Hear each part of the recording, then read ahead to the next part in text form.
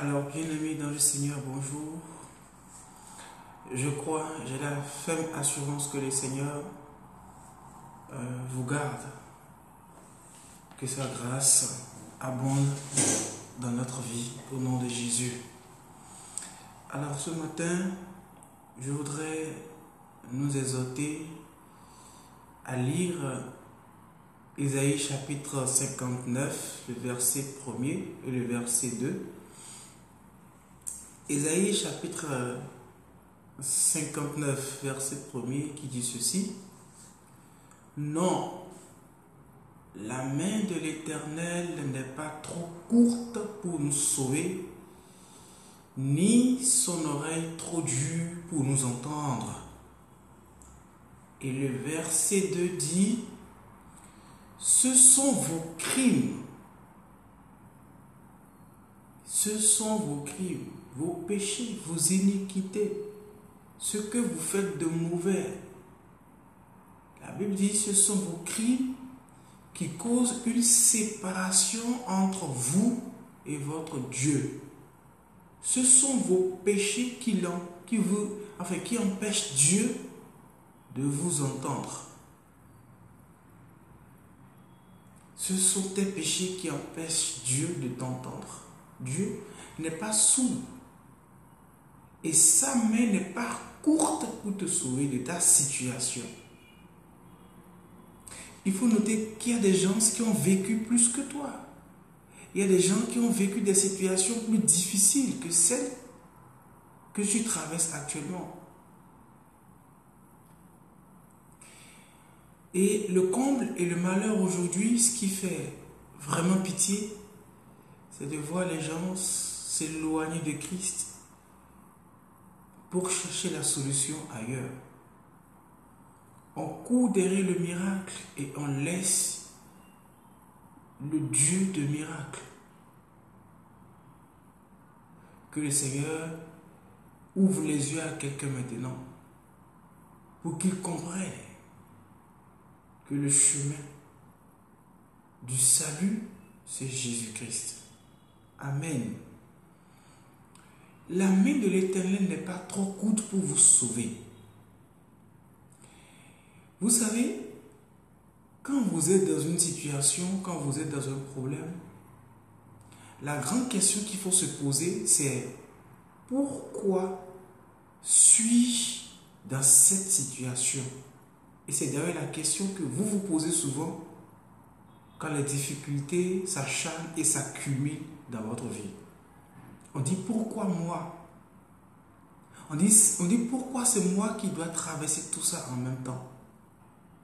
Suis-je la seule personne que les problèmes guettent? C'est une très belle question. Mais je trouve que la question qui devait être plus idéale serait pourquoi Dieu ne répond-il pas quand je prie?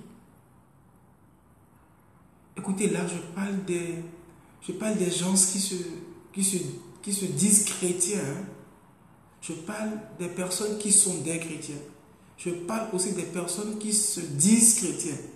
Parce que nous n'allons pas rentrer dans les paramètres des chrétiens et des religieux. On se dit pourquoi est-ce que Dieu ne m'entend pas? Pourquoi Dieu ne m'exauce pas? Sa main n'est pas trop courte pour te sauver. Et ta situation est petite devant toutes celles qu'il a déjà traitées. Pose-toi la question. Dans quoi suis-je? Qu'est-ce qui est dans ma vie qui empêche Dieu de m'entendre? Dans quoi je mets la main qui empêche Dieu de me répondre favorablement? Et répands-toi de tes péchés. Même si tes péchés sont noirs comme la croix-vasée, Dieu va les laver et ils seront blancs comme la neige.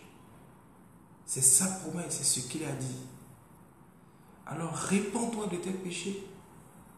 Reviens à Christ.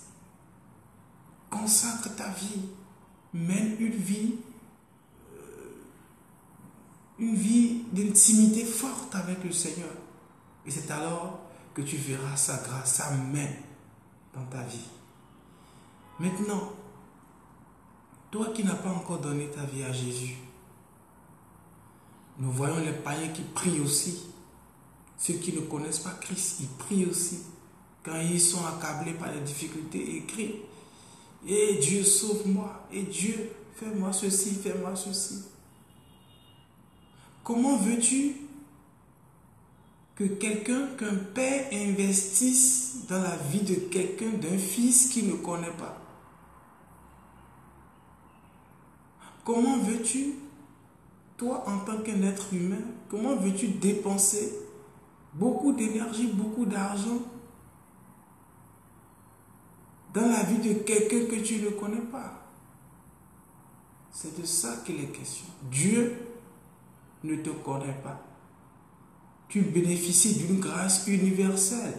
Quand le soleil apparaît, il sèche tes linges comme les linges du chrétien. Tu bénéficies de la grâce universelle de Dieu. Et le Seigneur espère de toi que tu lui donnes ta vie avant qu'il ne soit trop tard. Tu vas aussi prier, mais le Seigneur ne pourra pas t'écouter. Parce qu'il y a des choses qui sont en toi qui ne lui permettent pas de t'écouter. En fait, vos péchés ou nos péchés sont comme un mur qui nous sépare de Dieu. Et quand nous parlons, Dieu n'écoute pas. Et quand Dieu veut agir, il ne peut plus. Parce qu'il est 3 fois saint. Il est un Dieu très saint. Prie maintenant. Dis Seigneur, j'ai encore des séquelles de péché dans ma vie. J'ai encore des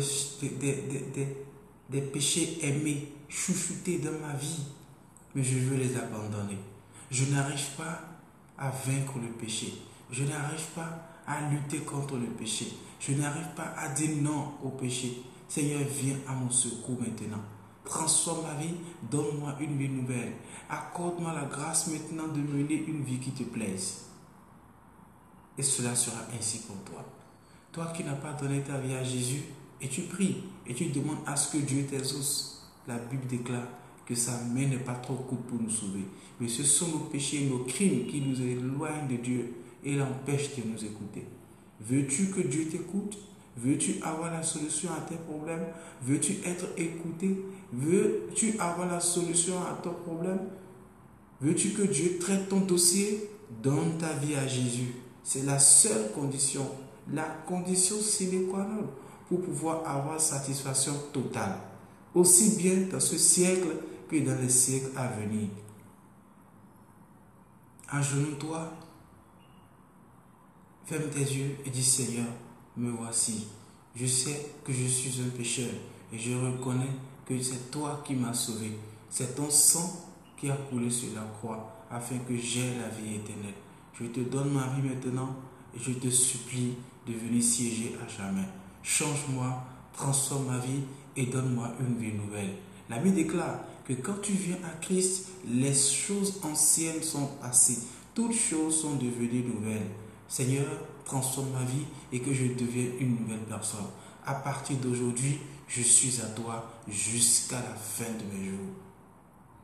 Tu es béni quand tu fais cette prière et de façon sincère. Que le Seigneur te bénisse et que la main de l'Éternel te sauve et que son oreille soit favorable à tes prières. Amen. Bonne journée à vous. Que le Seigneur vous bénisse.